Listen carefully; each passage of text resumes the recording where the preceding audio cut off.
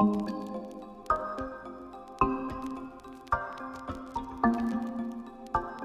Students, आज हम Nernst equation के बारे में चर्चा करने जा रहे हैं। तो देखिए थोड़ा सा, जैसे मान लीजिए हमारे पास किसी धातु का अपचयन हो रहा है। मान लीजिए ये कोई धातु है M और ये N+ इलेक्ट्रॉन है और इसमें जो है N इलेक्ट्रॉन, और इस तरीके से ये एक अपचयन इसका हो रहा है। ये हो रहा है, मान लीजिए कोई धातु आयन है और इलेक्ट्रॉन ग्रहण कर रहे हैं और यहाँ क्या हो रहा है, ये एक रिडक्शन हो रहा है। रिडक्शन हो रहा है, तो इसके लिए नस्ट इक्वेशन को कैसे लिखा जाएगा, इस पर चर्चा करनी है।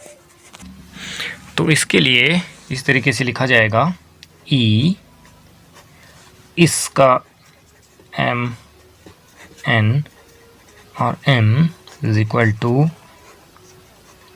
E0 Mn+M minus RT upon NF ln। इस तरीके से हम इसको लिखते हैं, M ये S है अपॉन M N प्लस, इस तरीके से ये हमारा लिखा जाता है। इसको थोड़ा सा हम बदल भी सकते हैं, इसको मैं थोड़ा और चेंज कर सकता हूँ। E Mn+M is equal to E0, इसी तरीके से M minus 2.303 RT upon NF log। इसको इस तरह से लिखा जा सकता है 1/mn। ठीक है, ऐसा हमने क्यों लिख दिया, एक तो हमने यहाँ इसको चेंज किया, यहाँ पे इसको 2.303 से मल्टीप्लाई किया। दूसरा हमने ये जो लिखा ms, चूँकि ये क्या है, कंसंट्रेशन है, तो जो ms कंसंट्रेशन होगा वो क्या होगा आपका, इक्वल टू 1 होगा, क्योंकि ये कांस्टेंट होता है। ये क्या होता है, कांस्टेंट होता है। तो कांस्टेंट ये जो है कांस्टेंट होता है, तो इसलिए हमने इसको 1 रखा। तो एक जनरल इक्वेशन आपकी बन गई। वैसे हम एक और फॉर्म में इसको लिख सकते हैं, इसको हम ऐसे भी लिख सकते हैं, इसको इस तरीके से भी लिखा जा सकता है।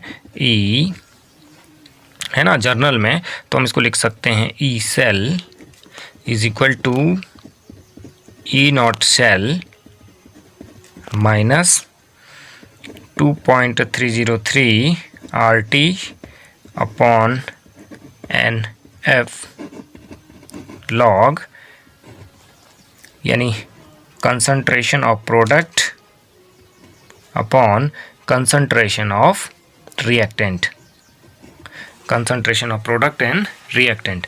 तो यहाँ देख लेते हैं ये क्या है आपका, जो हमने लिखा है E, ये M N और M हम इसके लिए लिख रहे हैं, ये है हमारे पास, इसको कह सकते हैं इलेक्ट्रोड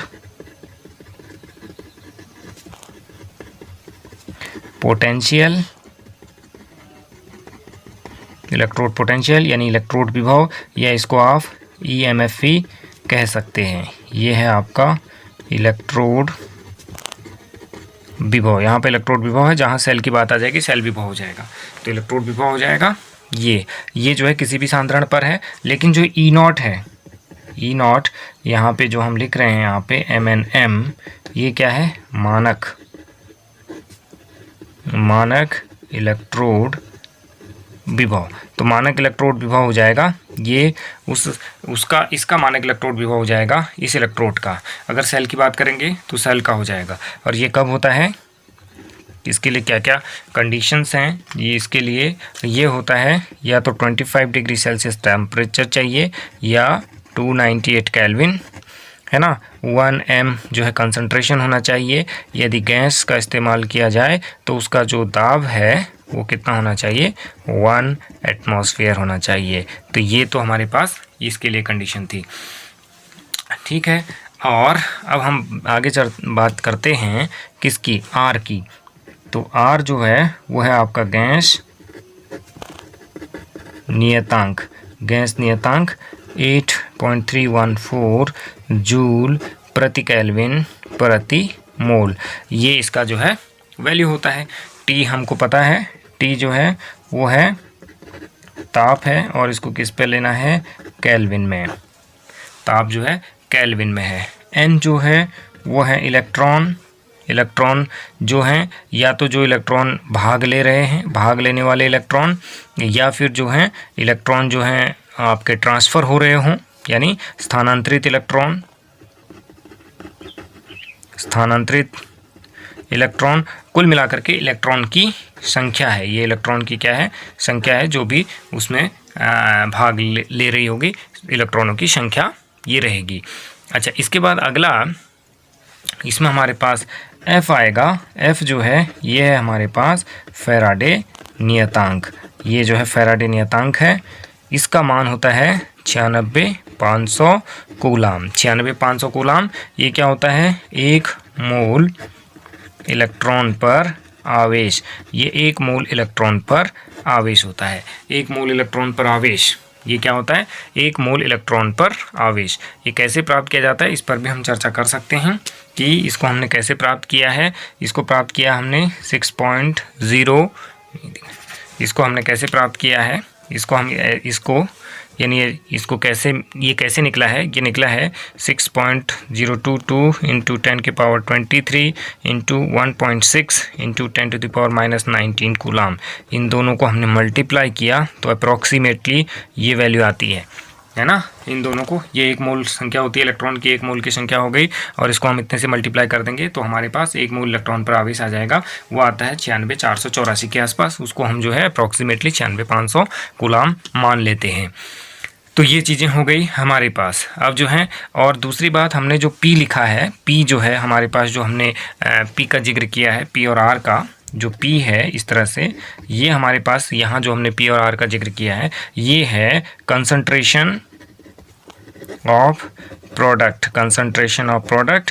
और जो R यहाँ पे लिया गया है वो है concentration of reactant, concentration of reactant. यानी इसका कंसंट्रेशन यहाँ पर, ये जो हमारे पास था ये था प्रोडक्ट, यहाँ पे रिएक्टेंट था, ये था यहाँ पर रिएक्टेंट थे, ये रिएक्टेंट थे, और ये क्या थे, प्रोडक्ट, ये प्रोडक्ट थे। तो हमने प्रोडक्ट का कंसंट्रेशन लिया और रिएक्टेंट का कंसंट्रेशन ले लिया। तो चूंकि इसका कंसंट्रेशन कांस्टेंट है तो हमने इसको 1 मान लिया, ये हो गया। तो ये पूरी की पूरी हमारे पास नस्ट इक्वेशन बन करके आ गई। अब हम बात करते हैं कि इस रिएक्शन के लिए कैसे नस्ट इक्वेशन लिखेंगे। ये तो जर्नल हो गया, हमको ये जानना ही जानना है इतना। यदि हमारे पास इस तरह से रिएक्शन आती है तो हमने जो है इस तरीके से इसको लिखना है, और आएगा इसी तरीके से, यानी किसके फॉर्म में, ये हमारा किस फॉर्म में आएगा, रिडक्शन के फॉर्म में ही आएगा। क्योंकि अगर ऑक्सीडेशन के फॉर्म में लिखेंगे तो यहाँ पर इससे साइन चेंज हो जाएगा, ये पॉजिटिव हो जाएगा, है ना। तो इस तरीके से हम लोग ये लिखते हैं। अब हमारे पास एक जर्नल अगर रिएक्शन हो, हमको जो है इस तरह की कोई रिएक्शन दी गई हो, हमारे पास हो इस तरह का रिएक्शन है हमारे पास। अब हम, ये तो हमने सिंपल उसकी बात की थी, अब कोई रिएक्शन है उसके लिए लिखना है। मान लीजिए कोई शेल रिएक्शन हो, इस तरह से हो, मान लीजिए कोई शेल हो, शेल रिएक्शन, जैसे कि मान लीजिए हमारे पास सेल रिएक्शन हो, नेट सेल रिएक्शन जिसको कहते हैं, या सेल रिएक्शन। कोई सेल रिएक्शन हमको दी गई है, वो सेल रिएक्शन मान लीजिए इस तरह से है, AA प्लस B और इस तरीके से है C प्लस D। तब हमको नस्ट इक्वेशन कैसे लिखना है, तो हम इस सेल के लिए नस्ट इक्वेशन कैसे लिखेंगे, आइए इसको लिखते हैं। इस तरीके से हम इसको लिखते हैं, E cell is equal to E naught cell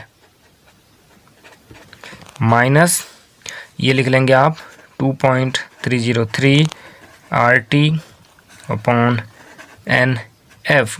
अब प्रोडक्ट हो गया हमारे पास ये, तो प्रोडक्ट यानी आ गया यहाँ से लॉग, और यहाँ पर से हम प्रोडक्ट लिखने जा रहे हैं। तो प्रोडक्ट कैसे लिखेंगे देखते हैं। प्रोडक्ट हम किस तरह से लिखते हैं, ये देखिए, यानी हम लिखते हैं जैसे कि C का, इस तरह से प्रोडक्ट हमने लिखा, और ये जो यहाँ पर इसका स्टोइकोमेट्रिक कोफिशिएंट था, इसका पावर ऊपर चला जाएगा, और इस तरीके से D लिखा हमने, और D की पावर हो जाएगी D की पावर क्या हो जाएगी, D हो जाएगी, अपॉन हमारे पास था A इसकी पावर हो जाएगी A, और हमारे पास था B दूसरा, और ये हो जाएगा इसकी पावर B हो जाएगी। तो ये जर्नल हमारे पास ये रिएक्शन लिखने का तरीका हो जाता है इस तरीके से। अब इसको हम किसी सेल से भी लिख सकते हैं, यदि हमारे पास कोई सेल दिया हो और उस सेल से हमने कैसे इसको चेंज करना है वो भी लिखते हैं। उससे पहले हम लोग जो है थोड़ा सा इसको और चेंज कर लेते हैं। अब यदि हम इनकी वैल्यूज़ को रखें, जो टेम्परेचर हमने यहाँ रखा है, कहाँ पर, यहाँ पर, ये टेम्परेचर यदि 25 डिग्री सेल्सियस हो तो क्या होगा, यानी 298 केल्विन यदि हो, तो हमारे पास जो वैल्यूज़, इसकी वैल्यूज़ हमारे पास चेंज हो सकती हैं, या इसकी ले लीजिए, किसी का भी आप ले सकते हैं इसमें, है ना। तो हम इसकी वैल्यूज़ को यदि हम रखना चाहें तो हमारे पास एक और नस्ट इक्वेशन निकल करके आ जाएगी। यदि मैं लिखूं E cell is equal to E naught cell, है ना, माइनस यहाँ पर हम रख दें 2.303, आर की वैल्यू रख दें 8.314, और हमारे पास टी की वैल्यू रख दें 298, अपॉन हम रख दें एन को एन रहने दें, और यहाँ पर रख दें हम 96,500, और यहाँ पर हम ये जो है लॉग, इसको इसी तरह से रख दें, पी लिख दें अपॉन आर लिख दें, या 1/m भी लिख सकते हैं, जो भी हो, जैसा भी मामला हो वो लिख दिया हमने। प्रोडक्ट को हमने ये मान लिया और रिएक्टेंट को हमने ये मान लिया। तो हमारे पास ये जो वैल्यू कैलकुलेट होकर के आती है वो इस तरह से आती है, E cell is equal to E naught cell minus 0.059 upon N log आपका क्या हो जाएगा, P अपॉन R।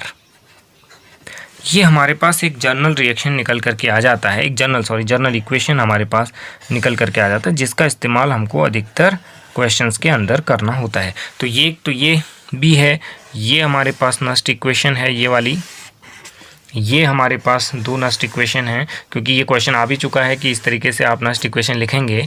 कैसे लिखेंगे नस्ट इक्वेशन, ये तो ये इस तरीके से हम लोग एक जर्नल हमने नस्ट इक्वेशन लिखने का तरीका आज समझा। तो हम आगे एक आध क्वेश्चन इसमें देखते हैं किस तरीके से होते हैं, तो फिर आपको पता चल जाएगा कैसे हमको करना है।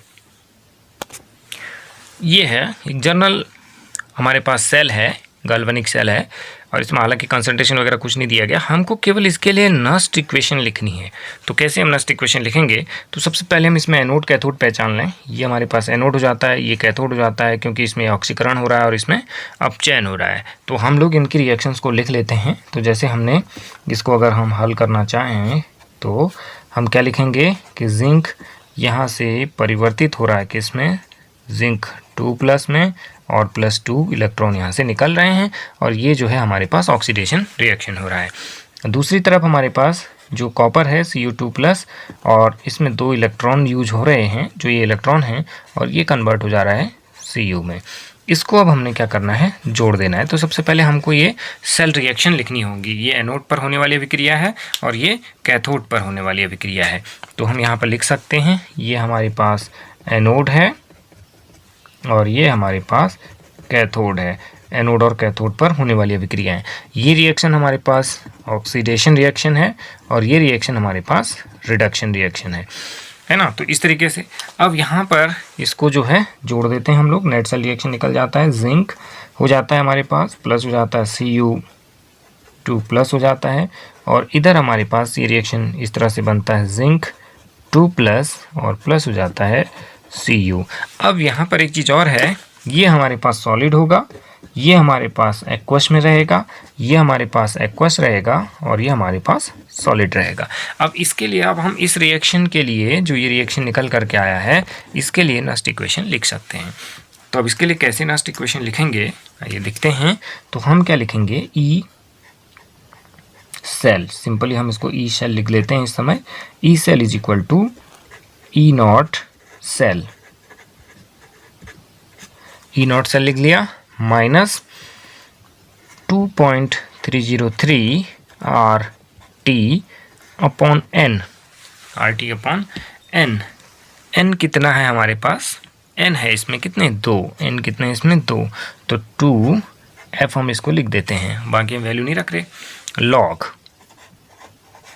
प्रोडक्ट कंसंट्रेशन ऑफ प्रोडक्ट, यानी इसका कंसंट्रेशन और इसका कंसंट्रेशन, तो हमको लिखना पड़ेगा जिंक 2+ इस तरीके से और Cu इस तरीके से, अपॉन हमारे पास रिएक्टेंट क्या थे, जिंक था इस तरीके से, और यहाँ पर था कॉपर Cu2+ इस तरीके से। तो अब यहाँ पर एक चीज़ और आ गई कि ये तो हमारे पास एक्वस में रहेगा, ये सॉलिड होगा, ये सॉलिड होगा और ये एक्वस होगा, ये हमारे पास इस तरीके से होंगे। अब क्योंकि हमको मालूम है, हमने जो है इक्विलिब्रियम में एक चीज़ पढ़ी थी कि भाई जो सॉलिड होते हैं उनका जो कंसंट्रेशन होता है वो क्या होता है, यूनिटी होता है, यानी 1 होता है। तो हमारे पास यहाँ पर एक और चीज़ हमको समझ में आती है, वो आती है कि जिंक का जो कंसंट्रेशन है वो इक्वल है किसके, कॉपर के कंसंट्रेशन के, और ये है इक्वल टू 1 के। ये हमने केमिकल इक्विलिब्रियम के अंदर ये चीज़ हम पहले पढ़ चुके हैं। तो इस तरीके से ये हो जाएगा, तो हमको इसको यहाँ हटाना पड़ेगा इसमें। तो अब हमारा जो इक्वेशन हो जाएगी वो थोड़ा सा चेंज हो जाएगी।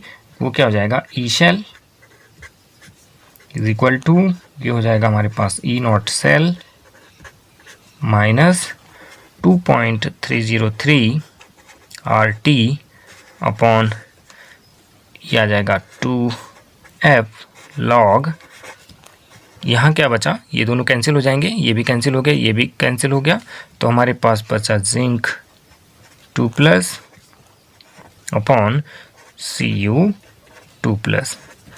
ये हमारे पास इसके लिए नस्ट इक्वेशन हो गई। तो इस तरीके से नस्ट इक्वेशन हो गई।